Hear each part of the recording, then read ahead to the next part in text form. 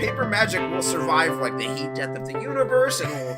Oh, it's a smuggler's copter. Would you like to crew this? And then it crashes because they don't understand arithmetic. All your cards belong to me. 2 minutes into macing him in the eyeballs, I switched to pepper spray. He's like, yeah, it's downright refreshing. And went back to the mace. Magic is dying. I'm done. Selling everything. I might be a hoarder. And I yes, don't have the crayons or glue to explain this to you right now. What, are you gonna die twice? Oil will be worthless before magic cards will. well, okay, Dr. Man. That's Mr. Dr. Professor Jason. The Elon Musk robot convention thingy did seem incredibly Westworld to me. But like, if you're a loser and you're like, look how cool my robots are, I'm like Bro, in Westworld, because it it was was like- just. Exactly. It was Did like you the see the season person 3... that designed the robots for iRobot be like, you took all my the car, the taxi, the Cybertruck, and like the robots all look exactly like shit from that movie. Well, I don't know if it's the train or the whatever. It's straight out of the Hunger Games. I'll say that. They're also just like, some number of those robots were confirmed to be like people in suits, right? Like, No, I don't confirmed? know. I don't know. I believe there was some video of a robot that like his company was involved in that was just a guy in a suit. Might not It's have been the just ones it's that just confessed Anthony in. Daniels in there signing autographs and oh my. What a good reveal that would be, right? Yeah. What if he got up and they had the robot give a speech from the end of Westworld season 1, and instead of getting his brains blown out, he just reveals himself. Can I just say, Westworld season 1, incredible. Westworld yeah. season 2 fell off so hard. It It's fell season off like 3, season heroes fell 4, off. season 5. Yeah. I stopped Season I 1 stopped was like incredible. 5 episodes into season 2. Oh, I And it's finished it. I finished season 3. I did not go further. You know, that's season the 2 show wasn't that even, kicked like, bad off performances. It was just No, it's it got so far up its own. They told their story, and like well, actually, I have a deeper take on this, which is that Westworld season 1 was built on deceiving the audience, and that is an incredibly difficult formula to replicate in a TV show. Yep. That's why M. Night Shyamalan's movies just stopped trying, because everyone tried to guess the twist. He's like, the twist Westworld is that season it's 1 not a good movie anymore. Westworld season 1 was some of the best television I had ever seen at the time. Like, Yeah, truly. it's amazing. I know. It Try fell it. off so hard, I thought Kevin Smith wrote it. Jesus. It was great. So, but here's the thing. It looked like Westworld flashback, right? From like season 3 when they've gone way back in the past because we've used all the other timeline flashbacks up. And, they're just not fully built yet. It's just like that. I'm sure it's not smoke and mirrors. They I also should like flash back to the movie Westworld, because that movie f***ing ripped. And Yul Brenner was in it, and he played Yul Brenner, but like a no robot. one knows. This is for 3 people, and I hope the 3 of you like this reference. You don't know who Yul Brenner? Get the f- out of No, here. I Who's don't. Yul Brenner? The Man in Look it Black, up. baby. Yul. Y-U-L. You'll It feel didn't- dumb when you look him up. Yeah, it didn't even autocomplete. It's a black and white Really? picture, Jason. It's a black and white picture, man. Westworld was not a black and white movie, dog. I don't know what to tell you. Is this the guy from The King and I? That was old when they showed it to me in the 3rd grade. It was ancient. He only This guy plays has a Cowboys and fascinating Kings. history. Oh my god. This You guy don't like lived the a hell of a life. Magnificent Seven? Get the f*** out of here. He died 40 years ago. Yeah, Oh, because yo, he was smoked Ramses the cigarettes Second in for 10 fun. Commandments? He died before I was born. Jason, this dude was Ramses II in 10 Commandments, the 50s version? Like, let's fucking go. He does kind of, like, the photo on Wikipedia of him as Ramses II does kind of go crazy, though. He was a bad mother. Yeah. Yeah. You guys are looks so like mean. it. And welcome into Brainstorm Brewery, everybody. That guy could have your mom, dude. He Yeah. could have just, like, raised one eyebrow at her. He was A lot of people 80 when probably my did. mom was He's born. not special. He was 80 when your mom was born? I don't know, probably. When was Do you he? think- Was he born in the 1800s? Yeah, Corbin. Jesus Christ, dude. You saw one black and white photo, and you're like, oh god, he was from the silent film era. Get out of here. Who's making in the 80s, you idiot? He was born in the 20s, though. He died in 85. He barely made things in the 80s. Welcome into the show where we talk about magic. That's like not knowing who Steve McQueen is, dude. Get out of here. Who's Steve McQueen? I hate Cars? From Cars? Ka-chow? It's lightning. you. Damn it. from cards. All right, you got me with that one. God damn it. Kind of got your ass, dude.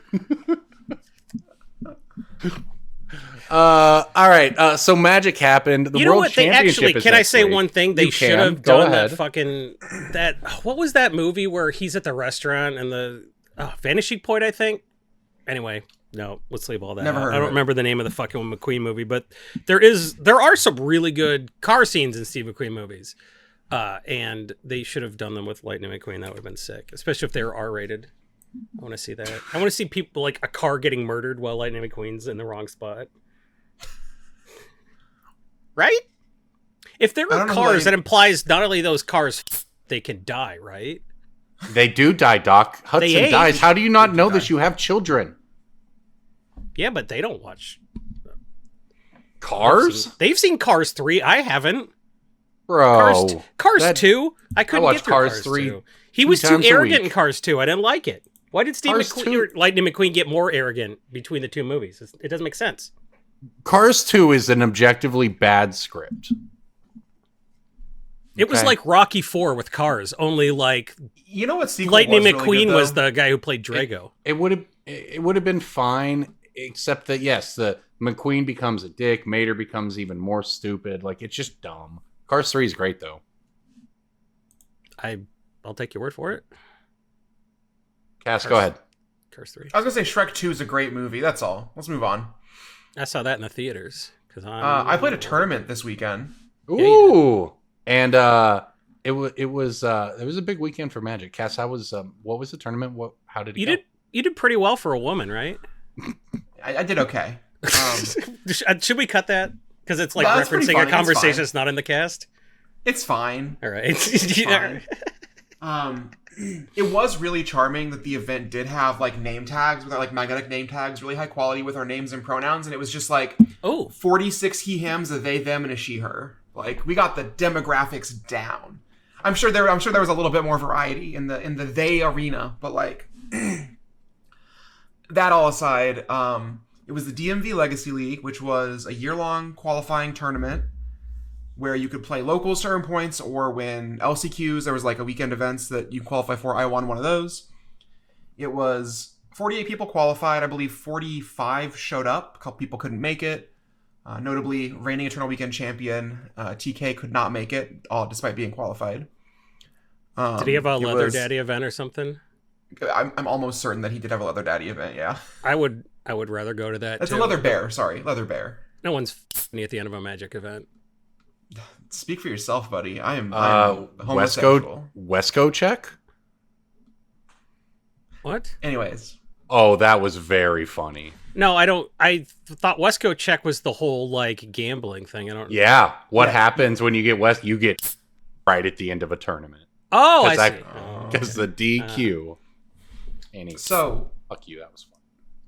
it was okay. Okay, It was, that you was did good. have to explain it at length, and it was a groan at best, but it was But- pretty good. It would have been good if you knew your Magic history. I do know what Wesco check was. I just didn't catch the fact that it was getting like f***ing someone. Yeah, I got the reference. It just. Yeah, like I just didn't laugh. I played 7 rounds of Swiss. I lost my round 2 in a punt so bad that I said something out loud that I probably would have got a USC minor for if a judge had heard it. Very self-deprecating. Did you say comment. funky butt lovin'? That's what I say when I make. I actually said just like in clear, plain English to my opponent, I'm going after I brainstormed into his narset. You He shouldn't do brainstormed into that. his I don't narset? think you're allowed to do that. You shouldn't do that. I apologized afterwards, and he was like, "Listen, I get it. Emotions are high. Inappropriate shit. I lost like that the, match. Stepped outside, cried for 15 minutes, as one does. Got back inside, and then didn't lose a match again until top 4. As you do. As you do. No, I played. I don't. I don't get my As shit I- together. I brainstorm into a narset, and then I say, "Welp, time to go play side events." I'm built different. I'm very good at the legacy format. I think my deck was quite bad. I played. I Bug don't know. Up I the remember this Beanstalk. one time you brainstormed it with a narset out. I played Bug Up the Beanstalk, and the deck was pretty mediocre, but I played the card Up the Beanstalk a lot, and my opponents died, so maybe I'm wrong. Maybe that card's just broken. The one match I pretty lost good. on the day, other than the punt, was the match in the top 4 against local Jack Yut, who I just didn't cast enough to Beanstalk against him. And also notably, the Thursday before the event, I convinced him that the deck was bad and that he shouldn't play Bug Beanstalk, and so he beat me with Painter in the top 4. The top 8 only had one Blue-Black Reanimator deck, who lost immediately in top 8. The only other 2 Frog decks were Can I Grixis ask Delver. a question? It's not an interruption. It's a question about the format. Has Painters added any new cards since they unbanned Painter? Yeah. So it was Commander that Painter was banned in, not Legacy. No, it got unbanned. No, it just never banned in became... Legacy. Jason, what you're probably thinking of is like when it became relevant. So the cards they printed that are good for it are Fable the Mirror Breaker. Agatha's Soul Cauldron is nuts in that deck. Agatha's Soul Cauldron is busted He everywhere. was playing the red rare land from Modern Horizons because you can haste your Goblin Engineer to weld something into play immediately. That's funny. Just a lot of like little broken red trinkety things that got printed in the last couple of years. Soul Cauldron being the biggest one because now you can Goblin Engineer, put Phyrexian Devourer in the graveyard, and then give all of your creatures with the counter the Devourer ability. Jason loves this deck. I can just see it on his face. That's so funny because Painter was just such a like. I got my 2 cards. Now you're doing. That's amazing. It also still just gets to play 5 Red Blasts in the main deck, which is difficult for me. They sometimes play the One Ring now too, which like obviously is probably pretty good in the Goblin Welder Anybody deck. playing Spinal Villain anymore? No. I would in long Painter past those Servant. Are days. you kidding? In the Painter Servant deck? Yeah, Spinal Villain's hilarious in the sideboard. I got to Have to destroy commentate any a couple Painter Servants matches at the NRG a few weeks ago, and That's awesome. it did not look great. But I will say that the lists look very different than they did back when you're thinking of Painter Servant being relevant. It's just kind of It's popped also up weird in different ways. where 2 of the top 4 decks at this Invitational were Painter, both played by very good players. Additionally, the room was like over half blue soup decks. Like there was a lot of Reanimator and like Beanstalk control and just like Delver, and the Narset player I played against round 2 was playing like blue-white Miracles with a Volcanic Island for 4th Aerlingus and no Pyroblast in his sideboard. Just some real avant-garde shit.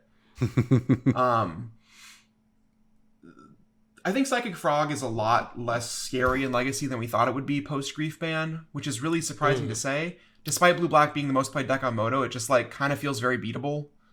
I honestly think that like a lot of the decks playing 4 Frogs should be playing less, unless they're playing Reanimate. Like I played 2 in my Beanstalk deck, and Yeah, I saw that because you were real high on Frog, and now you're like, oh, it's the worst card in the deck.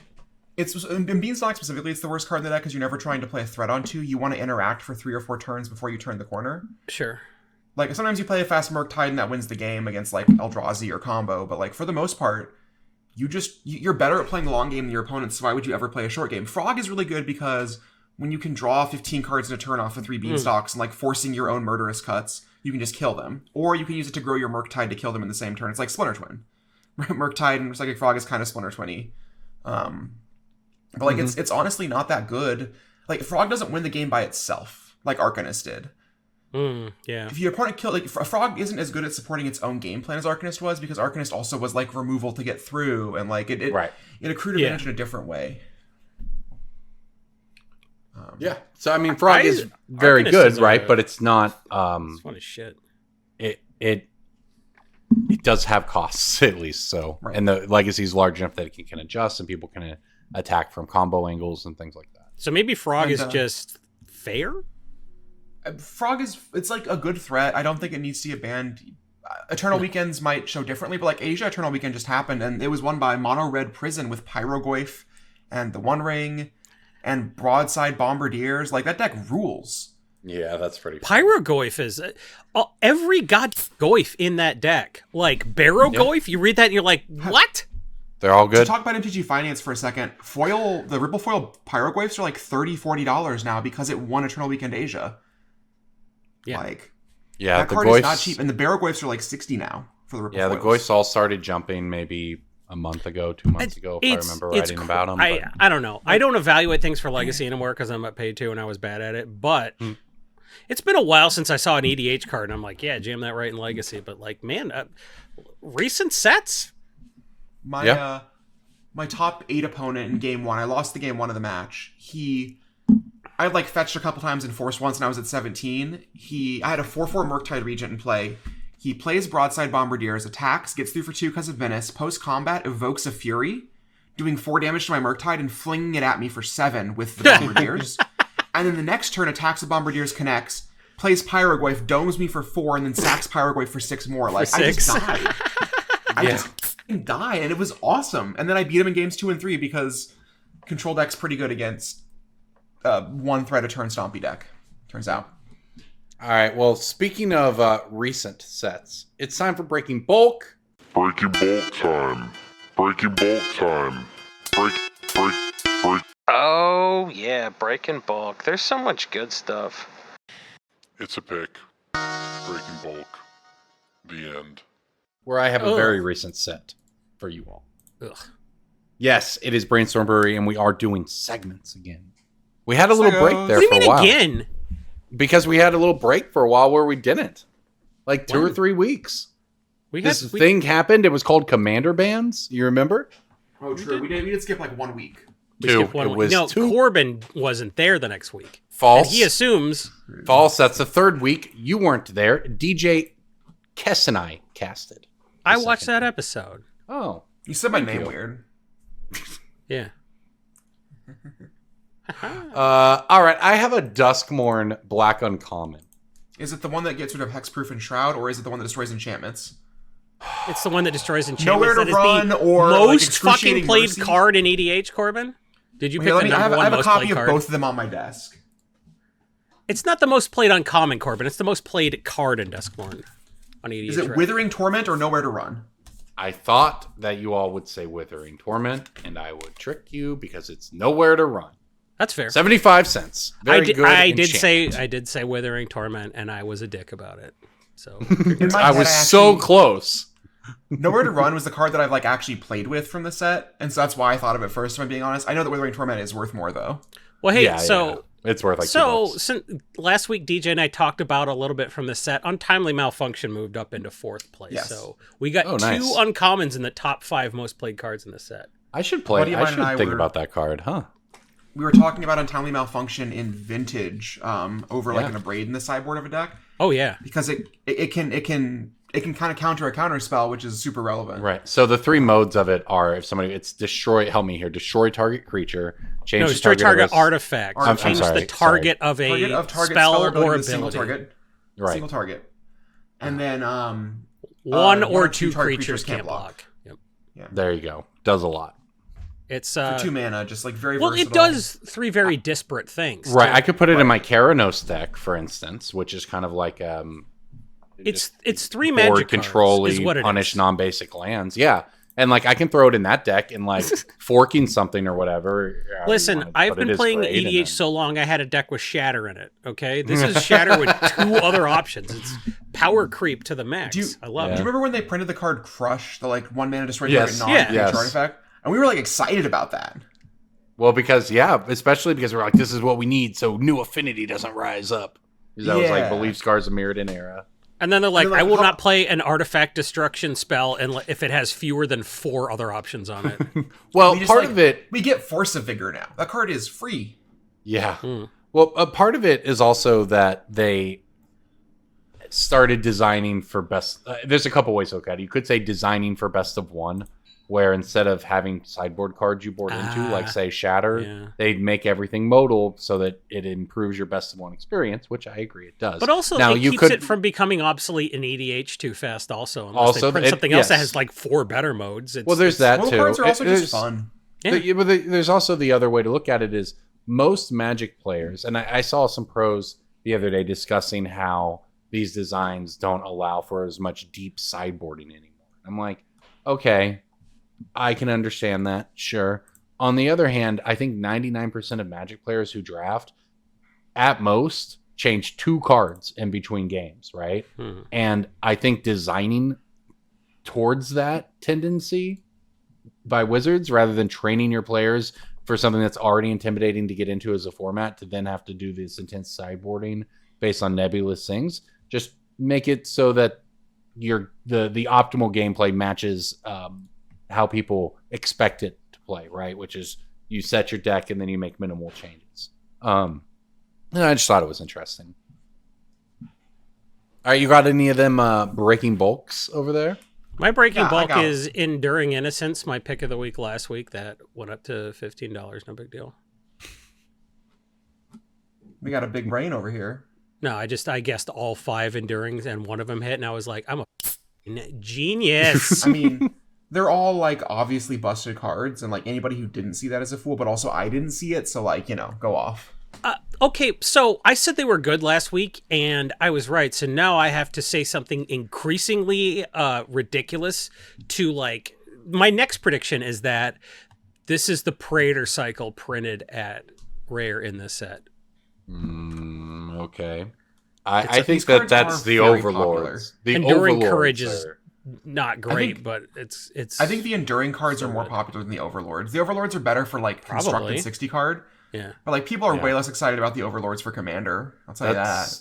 Well, Enduring Vitality is just yeah. like, hey, Except you for know the green how one, maybe. this is an $11 card? Well, now it's a $4 card, and if they blow it up, it comes back. So. Yeah, you say Enduring Courage isn't great. That's the one that gives +2/0 in haste. Well, my opponent. It's an Ogre Battle Driver. So my opponent in Limited last I like night. that effect. I mind controlled it because of how it was killing me. Then they killed my enchantment. They killed my enchantment to take it back, and then they played the card that makes 3/1/1 goblins with trample, haste, and menace. Yeah. And they just swung at me for like 15. For 12. Yeah. I went from owning from controlling their Enduring Courage because I knew how messed up it was to taking 15. Like, yeah, very fun. It's a very fun limited format, in my opinion. You either get don't run over acknowledge or you formats have that great games. Yeah. Yeah.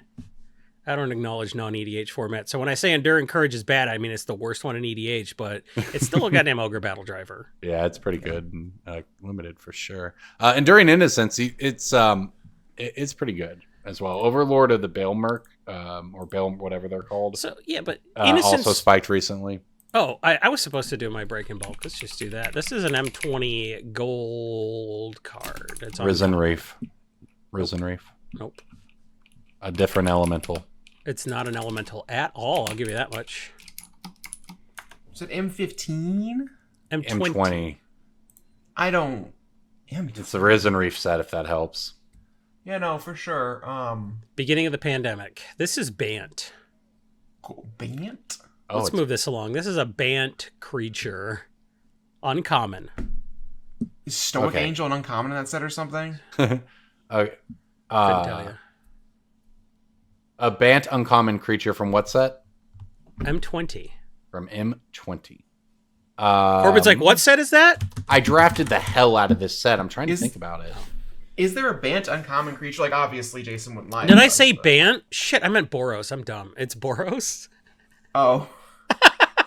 I'm sorry. Rewire it's red my- white. I should have said red white. Yeah. Let me it's a big rewire difference. my brain here, but I Well, I definitely didn't draft rewired red my white. brain to think Bant was red white because it starts with a Jason? B. It wouldn't even be the biggest deception in a Magic puzzle game in the last week. That's true. Looking at you, Kaldheim minigames. You know, I actually got to guessing those in my last 3 guesses, and I got 3 out of the 5. What are you Sick. talking I did not get the about? right one. What are you talking about? Enchant Wordle, the card was like one of those inserts from Kaldheim that has like a mini game you can play. Yeah. That's very funny. And not only is that the worst bit of like, that's fun for that's nobody. great. It's fun for me right now. I'm gonna Corbin. Hey, you can only say you Also can't do that. We're gonna get did, demonetized. though, Because and you all our got big away YouTube with money. it, so tell me more about how you can't. The card is Sky Knight Vanguard. Which one's that? It's the 1/2 flying when it attacks, create a 1/1 white soldier tapped and attacking. Not only is this like a buck retail some places and like 25 cents on a buy list, this is a real good card in Arabella, Abandoned Doll, the uncommon commander that a few perverts predicted would be the #1 most played commander in the set, and I'll be if they aren't correct this week. So Arabella is good, and Sky Knight Vanguard good in it potentially. So there you go. That's a Fuck with Magic the that. Gathering pick. I have a March of the Machine white uncommon.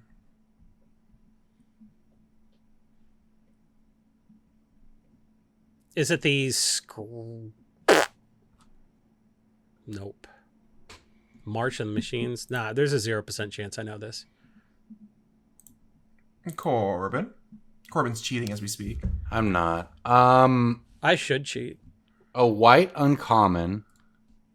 I did draft the hell out of this set. This is Is like it one of those barely for- a breaking bulk, but Is it also a- like Is it 4 Mirrodin card? no, Or it is does not it a- have is it a advanced living poison? weapon. Is it a poison card? Not a poison card either. Okay, so what removal was in that set? I don't know if I You know said this. uncommon? I'm on the right gonna- track, probably. I'm gonna but- make sure because I'm a little bit worried now, but Oh, yeah, like if you watched last week's cast. Remember DJ's Breaking Bulk? it is Got a the marginal rarity machine wrong? uncommon. Okay. it's Prosperity was his breaking bulk last week.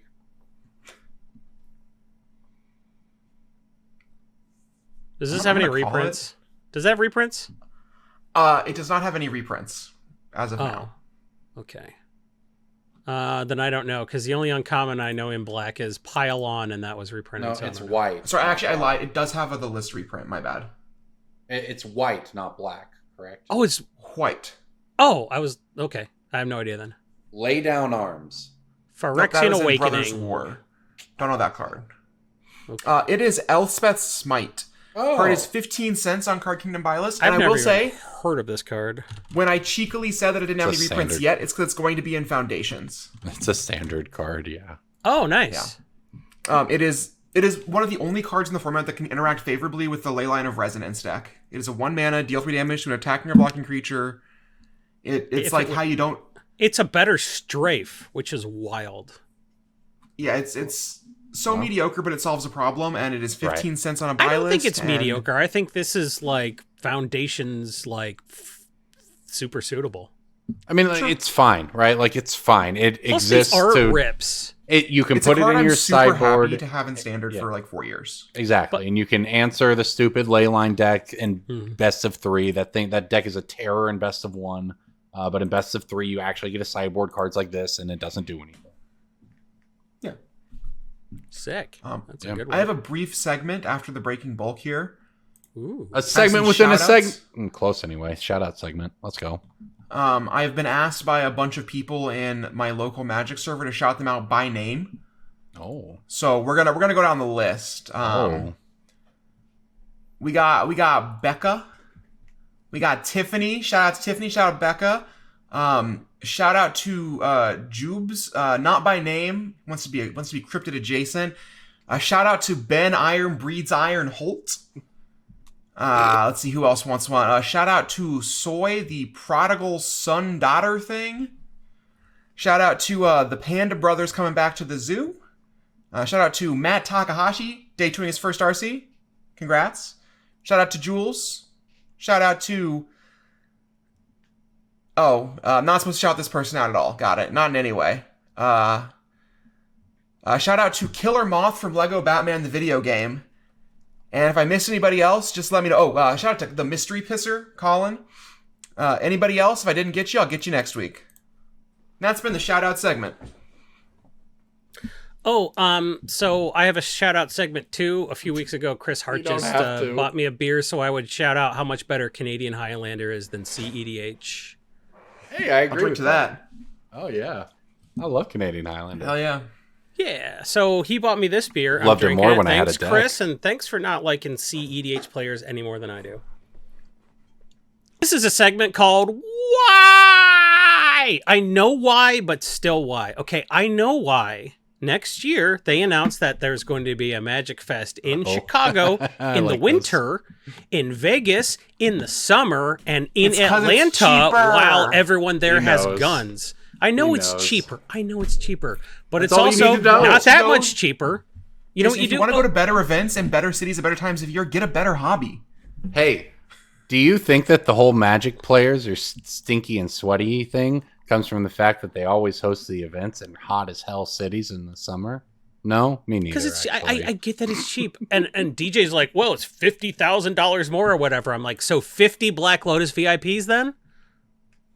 You let 50 more. You don't cap Black Lotus VIP as early, because guess what, motherfucker? You would have sold 50 more for Vegas, because I was within 5 minutes, and I couldn't get Black Lotus VIP within 5 minutes of the Vegas registration opening.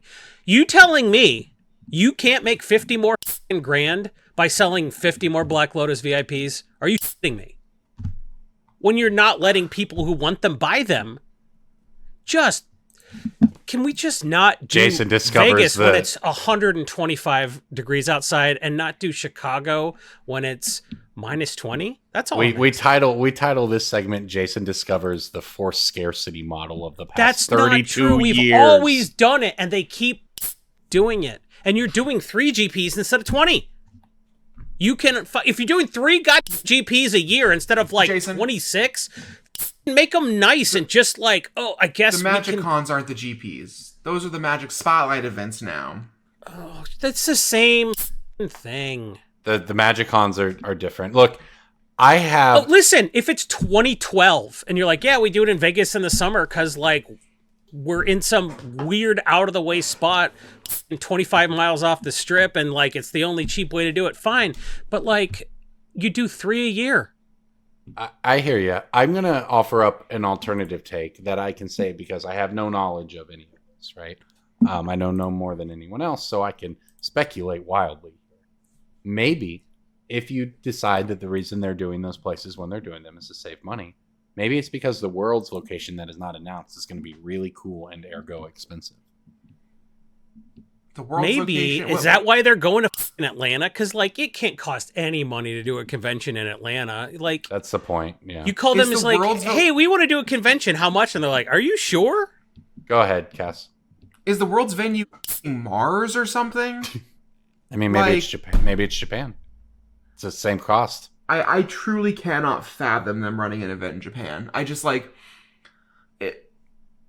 Pokemon didn't run their first Worlds in Japan until last year, and like it was pretty poorly received from the community on the whole.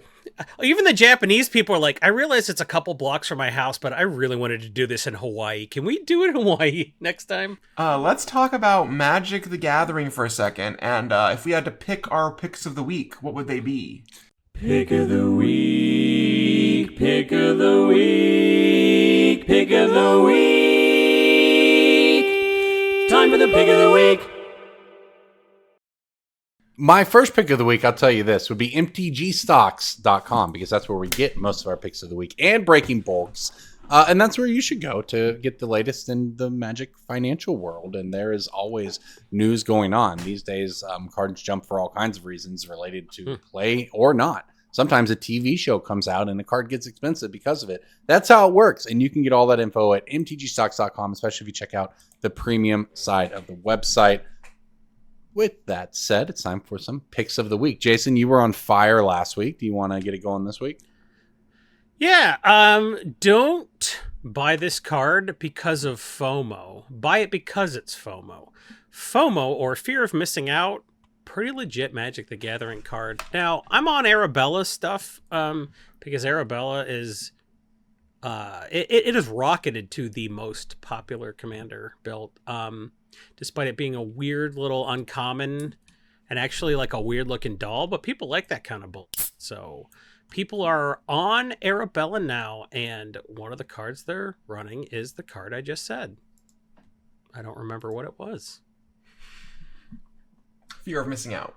I'm just kidding. Yeah. FOMO, baby. I think that's got some standard play, and if it does get played in standard, where I think it would gets be played a lot. pretty good. I mean, it double attacks and like, it gets standard's played full in- of It won the Pioneer RC, Yeah. I believe, and I'm it's not- seeing play in Modern. Like that card is the truth. Yeah, I'm very not good. surprised to see it all over, and it's you know, a top 20 EDH card as well. I think at like a couple of bucks. This is like $8 each if it's a staple 4 of in other formats, and it's not trivial in EDH. If you can get these under 5, and you can get these under 5, do so. It had a brief moment of being above $5 after the RC ended, and it's come back down a little bit. And so I think this is a great pick. And you can still get those ugly, like, television box looking ones where there's like just somebody's like, I was trying to clean my paintbrush, so I put some pink paint, some green paint, and some paint thinner, and just like, you know, put it on a paper towel. That's what the art looks like. So if you want that $2 television box looking terrible frame thing, you can get those under $2. But like the actual card that looks like just a weird thing with like 6 arms, with Donald Trump's face in smoke on it. There's no good art of this card, is what I'm saying. But there is a good Got it. 2/3 for 2 that gives you another attack phase. This card's up. Get them under 5. I got a pick of the week, and it's another standard card. All right, let's hear it. I've picked it before, I'm pretty sure. At least a year ago at this point. Jace the Perfected Mind. Still the way to beat Domain and Standard, and they keep printing cards with all basic land types, like everywhere tokens, like the Green Overlord gives you. And so Domain is still like a deck in Standard. Additionally, this card is just good in Control, and it's not seeing a ton of play right now, but the card's like $5 or $6, and March of the Machines is like, what, the third oldest set in Standard right now or something? It's back half a Standard in terms of age. And this is not a card that's going to go up like you expect to, because it is a mythic, and if it's in like a 2 of in some Standard decks, what's funny is I went back and looked at this card, right? So we actually, one of us picked this back in January of 2024, and Might have been me. It was me. I just wasn't trying to brag, but for the same reasons, it went up then. It then lowered. It peaked out at $11. It's now come all the way back down as the season moved on to $5, and it's just starting to creep up again. So, like, not only are you right, it's still obviously great. It's already seen a spike too, so it's very likely, I think, to. You know what version I like? The Phyrexian text version. You got a Planeswalker with 4 fucking abilities on it, and they're like, you know what? This doesn't need text. I think that's hilarious. Take this to FNM. It can have whatever abilities you want. Cass, have you been playing much Standard? Only a little bit. I've still kind of been playing the weird Pitiless Carnage, Aftermath Analyst, Lumra, Iridescent Vine Lasher deck, which I think isn't great right now, but I'm like in Legacy mode for a month, and then as soon as the weekend's over, I get to think about Standard. Yeah, I'm pretty excited, honestly. Standard looks pretty fun. I've been messing around with some of the Duskmourn block decks, essentially, just enchantment-based decks. It's pretty good. Obviously, Worlds is next week now, by the time this show comes out, and that's going to be a lot of Standard, and I think people are going to be pretty excited about it. I'm looking forward to it. All right, I'll jump in here with mine. I'll actually give you 2 picks because I was not here last week, but I did update the spreadsheet, which, of course, you can find by being a Patreon at patreon.com/BSB. Your support makes this cast possible, and we really mean that. The only way we can afford to have an editor edit this every week and put it up is thanks to your support. So we really appreciate that. Just $1 an episode. Yeah. Patreon.com/BSB. $1 a month. $1 a month. We could be in the $12 a year. It's the cheapest subscription. You know what? I'm going to say something. We're charging too little. You should actually Venmo me money right now to make up how much you've been underpaying us. If you're paying $1 and you're not paying $2, you're up, because $2 gets you the I'm not poor flare. You get the flare in the Discord. Yeah, it's worth. It's true. Get your money up. Send me money directly on Venmo. It is your legal responsibility. For legal reasons, it is not your legal responsibility. Understood. It's your moral obligation. You can never get in trouble for telling somebody something's their moral obligation, because that doesn't mean anything. It's your moral obligation. Yeah, an obligation and imperative are both supposed to mean that they mean something. Yeah. What if you get to the pearly gates and St. Peter's like, you didn't give Brainstorm Brewery podcast and Cast directly any money? You listened to it for 25 years. You lived in the golden years. era between 2012 and 2024. Let's be honest. When that podcast was still going, you lived during that time, and you didn't give them any of your money, even though they gave you money-making tips every week. They used to build people like me temples and call us oracles. The least you could do is Venmo me $5, you mother. Yeah. Oh, there you go. That's a pitch. And here's a pitch for these 2 cards. Talon Gates of Madara. We'll start there. The land from Modern Horizons 3 that just does a bunch of weird stuff. It enters play for 4 mana at instant speed if you want it to, and you can phase out a creature. And it has climbed from a bottom of about $11. There you go. Legacy staple. Good in a lot of places. Just a fun lands kind of deck card too, you know. It's climbed up to about 13 from 11. So that's some really nice growth over the past month or so, just nice and slow. I think this is probably gonna be $20. And the other land I have my eye on is just Shifting Woodland from Modern Horizons 3. It's just good. It's been creeping up from about 4 to 5, maybe 550, almost 6 now. over just the past couple of months. So I think that this is also going to be a $10 card in the future. That's 2 weeks of picks for you right there, and they are good. All right, well, I am going to be at the World Championship next week, and I think, Jason, are you heading out to Vegas as well? I'm headed to Vegas, baby. I'm not doing full-time Magic, as you know. Anytime I go to Vegas, it's because there's a BattleBots tournament the same weekend. Bots are battling. And this year is no exception, so I will be going to bot battles. There's probably tickets still available. That's something you should look into. They're doing a thing where they're kind of doing it for YouTube. It's not for TV. It's not the full BattleBot, but they're going to do like a thing where like the weekend is the event versus like you don't know who wins for a couple of weeks. So it's allowed them to spread it out over like 6-8 weeks versus just like a 2-week period when they're taping for TV. So it's become more of a Vegas installation than anything. But if you're gonna be there, look into if tickets are available. Like, don't go to Vegas just to play Magic the Gathering. You can do that at home. Go to Vegas for the gathering, right? There's plenty of time for Magic, but do some gathering too. Well, the tagline for this one is "No one escapes the gathering." I mean, that's fair. You got good restaurants that people love to go to as a group. You know, you got a lot of cool bars to go to. You got a lot of casinos to hang out at. And you know, you got the convention center, which is just gigantic. It's gonna be a big event. It's gonna be fun. It's Las Vegas, but more than anything else, it's like an excuse to just make sure you go to at least one event, right? That tends to be how it works. Don't make it Atlanta because you'll die. Don't make it Chicago because you'll die. So I guess go to Vegas this year and next year. Well, it'll be warm next year, but such is life. Cass, what's next for you? I think my next actual event is Eternal Weekend. Yeah, I don't really want to. Vegas is not for me anymore. That said, that's a lot. If you do go there and you're able to get a reservation, there's a place called Kame Omakase. I went there on a lark last time I was there. They just didn't have anybody there. There's basically 2 seats that can fit 5 people each, and a sushi bar that can fit like 4 more people. And it is apparently like a top 50 restaurant in the U.S. I'm just like remembering this place existed. It was a very pricey omakase. It was an incredible meal. 10 out of 10 would do it again. Maybe someone on the podcast gets in there and does it. If not, whatever. Just thinking about that. But you sure you don't want to go? It was like $350 a person, just so you know. That's it? I'm just. Some people don't like. I like that. Like most people don't. I don't like that, but like I pretend. They gave me a whole crab that they they flash fried a whole river crab, and I ate its shell and everything. It was awesome. It was delicious. It was like a little crab cracker full of meat. All right. Well, that's lit. Okay. Well, Eternal Weekend for Cass, Vegas for Jason and I. Come up and say hi. Jason especially loves it if you go up and say hi and tell him that you appreciate him doing content. He loves that. You know what?